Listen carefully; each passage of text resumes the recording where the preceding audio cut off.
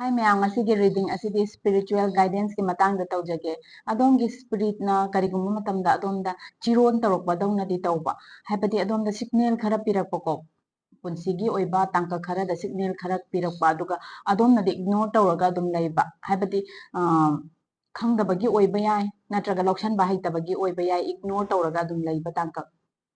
natraga इसागी intuition लेजब हानदगी अदोम थोखनी नत्रगा तौबनी द खंगगा लेबा इसादा फाउजबको अदुगिदुदा थाजजब ngasi ai card khara lokhachage aduga adom da pirakpa signal gumba oiba yai aduga adom da confusion leiramba singsu release tahonsi aduga adom gi khwaidagi phaba punsi lambi punsi gi path adu kari lege haibado yengsi adom do punsi gi jaga ama da stuck tawraga leiribra nachaga remind amuk tawba mathau taribra haibado yengsi aduga ngasi yengsi universe na adom da kari khanghanba pami adom da kari hainingi haibado adusu yengsi. Hi, this is Shakeela Yumnam, a certified tarot and crystal healer. I screen da thamjariba pile ani sadeki atom da attract tawa pile ama khanbiyu. Pile se khanbidringe mamanga sorsang na ahumlak honjinbiyu posar sang na phambiyu isagi seven chakra do relax tawbiyu muscle sing do relax tawbiyu aduga piriba pile ani sidagi adum da attract tawa pile ama khanbiyu. Ahanbada pile number 1 khanbe chilnaw yengasi ko pile number 1 khanba ichilnaw sing spirit angel na kari haining le adom da adom gi ponsi part kari signal tuning adom na ignore tawraga kari lagi kari amo remind tawa mathau tai.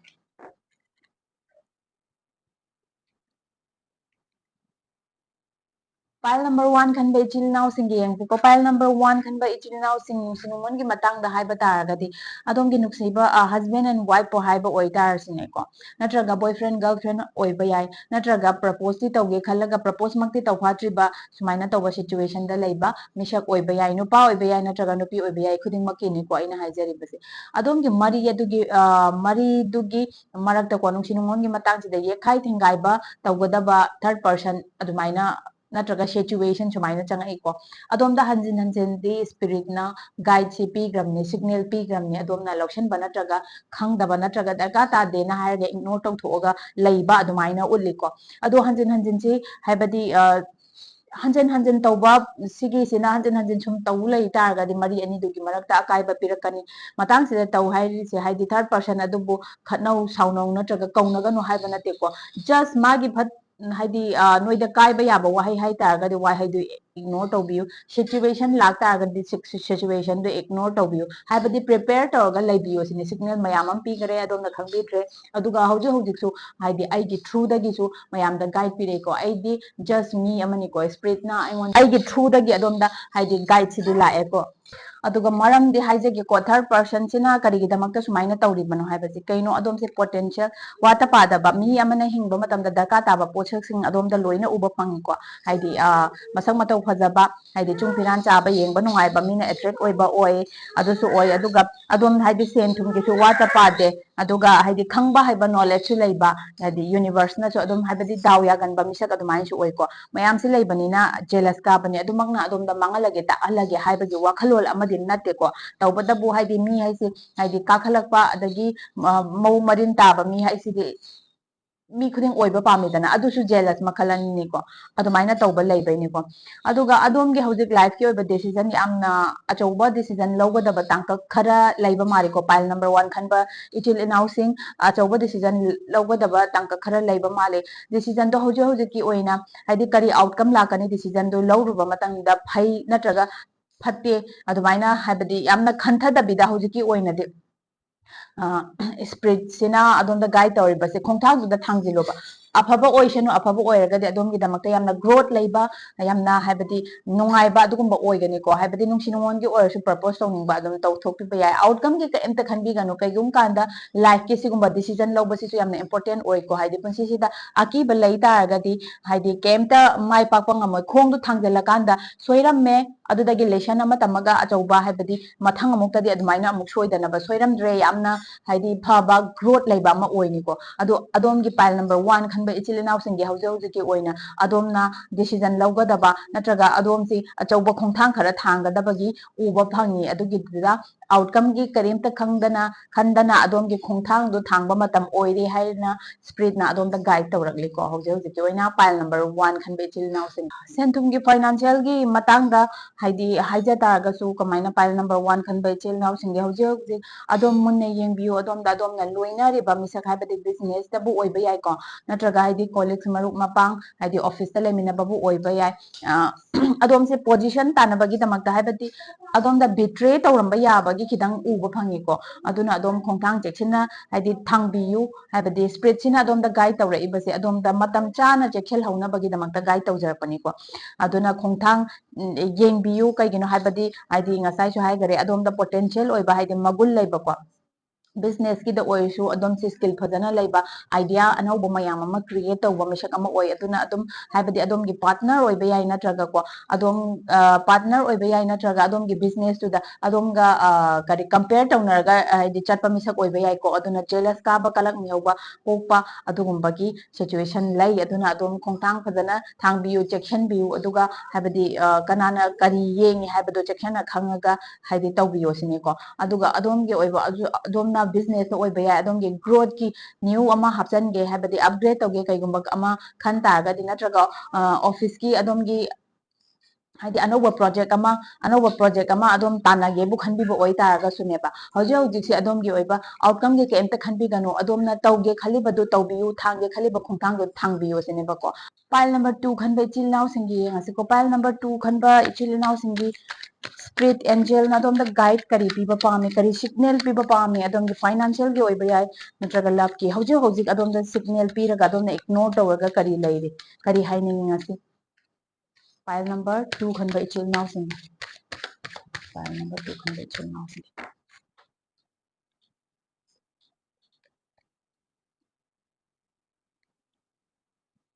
pile number 2 khanba ichil now sing ko pile number 2 khanba ichil now sing adom si habadi yamna hai singba misak ama oi adom gi partner ga oirasu adom gi haidi nungsinajaba natraga nungsinajabbi ga oiba targa su adom se kamaina clear communication leiba pami ko clear communication leiba pami aduga example oina haibada achumba gi damak siba ki dega haibado adugumba miyoi oina oi ko adom gi habadi energy se adom gi magun se adumaina lei aduga habadi nungsibagi nungsi nungongi wari watai tawba oi targasu adomdi lanba natraga minamba transparency leitana secret thamaga tawbado adumaina pamdaba adumaina taw oi targadi mari si kaksi haidi makha chathabada kana drega haibado adumaina tawba adugumba haidi magunse oi ko adomse ado kamaina no adomna yamna thajajaba mina adomda khidang betray tawrakpagi adumaina ui ko signal pirisi ko haidi adom thajajaba marup oiba yai partner khangna chanaba adu khata nate marup oiba yai natraga naknaba adomna yamna thajaruba hanadagi adum thajaraga lakpa he manadi sidi tawoine adumaina khanba miyoi oiba yai ko aduna back step tawrakpa yai back step tawrakpa yai adugi signal se adumaina haipet piri ko signal piri se kaino haiba matamda adumna khango haidi munna adu intuition duna tabira yengo adugumba hana mamangdasu adu manadi oiramoine da hairaga kaigumba adomda situation sumaina haidi nungai situation thuangiba yaubra natraga adomgi haidi khangna chanariba misak adubu oiba yai natraga nabanigi maraktuda yetkadauba atopana adumaina hairakibagumba yaubra haibadi isagi intuition munna tajarakanda uba phangni ko kaigino haibadi spirit na adomda signal de pigrabane adomna ignore tawga leibaine bako adumaina tauba haidi yaba mi anakpada lei adombu khangba adombu munna haibadi yamna luna naknajaba ko misakni bako adumaina lei aduna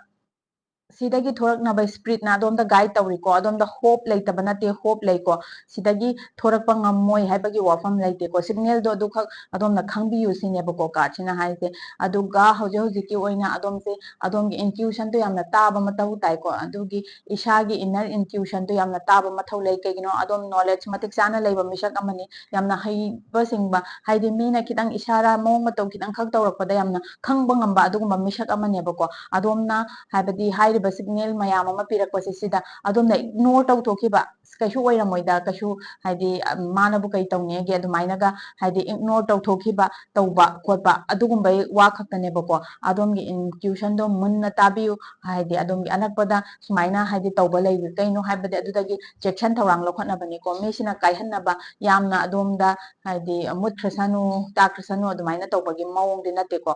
ꯑꯗꯨ ꯑꯣꯏꯇꯥꯔꯒꯁꯨ ꯍꯥꯏꯗꯤ ꯃꯁꯥꯒꯤ ꯑꯣꯏꯖꯕ ꯀꯥꯟꯅꯕꯒꯤꯗꯃꯛꯇ ꯑꯗꯣꯝꯕꯨ ꯅꯝꯊꯔꯝꯕ ꯌꯥꯕꯒꯤ ꯑꯗꯨꯃꯥꯏꯅ ꯈꯟꯕꯒꯤ एनर्जीꯗꯨ ꯍꯥꯏꯗꯤ ꯃꯤꯁꯛꯇꯨꯗ ꯂꯩ ꯍꯥꯏꯕꯒꯤꯅꯤꯀꯣ ꯑꯗꯨꯅ ꯑꯗꯣꯝꯒꯤ ꯏꯟꯇ꯭ꯌꯨꯁꯟ ꯏꯁꯥꯒꯤꯗꯨ ꯇꯥꯔꯒ ꯆꯦꯛꯁꯤꯟꯕꯤꯌꯣ ꯁꯤꯅꯦꯕꯀꯣ ꯍꯥꯏꯔꯤꯁꯦ ꯍꯧꯖꯤꯛ ꯀꯥꯔꯗ ꯅꯝꯕꯔ 2 ꯈꯟꯕꯁꯤꯡꯒꯤ